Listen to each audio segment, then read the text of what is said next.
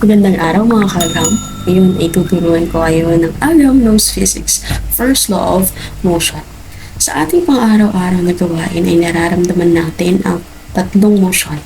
Kapag tayo ay naglalakad, kapag tayo ay kumakain, at lalo na't kapag tayo nag-aaral o di kaya naman tayo natutulog. Una dyan ay ang First Law of Motion.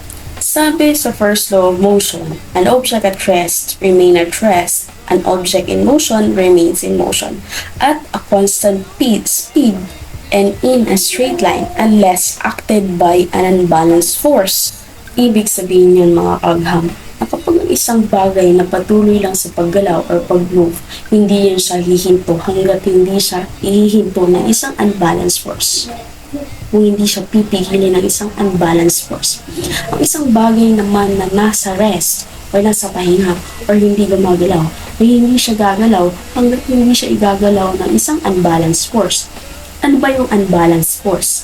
Ang unbalanced force ay yung hindi parehas na balanse ng isang forces na binibigay sa isang bagay upang gumalaw ito o upang huminto ito. Halimbawa na lamang itong bolang patuloy sa pag-roll. Hindi siya hihinto hanggat walang magpapahinto dito. Pagaya ng pag-rolling na bigla siyang hininto sa grass, ang grass mismo ang nagpa-stop doon sa bola. Pati na rin ang friction forces sa kanyang pag-rolyo ay tumutulong din para huminto siya. Pati ang hangin ay pwede rin siyang unbalanced force na pwede huminto sa kanya. Ang unbalanced force doon mga kagaham, ang bola ay meron siyang ini-exert to force sa patuloy ng pagrolyo. Ang grass ay magbibigay ng higher the force compare sa binibigay ng bola during sa kanyang pagrolyo. That is the unbalanced force. Isa rin sa halimbawa ito mga kagham ay itong patuloy na gumove o umaandar na sasakyan. Hindi siya hihinto kung walang magpapahinto dito.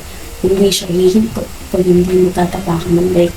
Hindi siya hihinto kung wala siyang matatamaan o wala siyang mababanggaan. Yan ay isang example also of the first law of motion.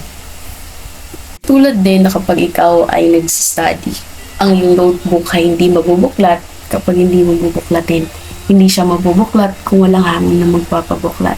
That is also an example of the first law of motion. Kapag ikaw ay umiinom, ang baso ay hindi manilift pataas kapag hindi mo ito hahawakan para ikaw ay makainom. Pati na rin kapag ikaw ay kumakain, ando doon pa rin ang first law of motion. So, sana may natutunan kayo mga kaagam. Salamat sa panginood. Please subscribe on our channel. Sa susunod ay tuturo ko ang second law of motion, that is the law of acceleration. Hanggang sa muli mga kaagam. Bye-bye!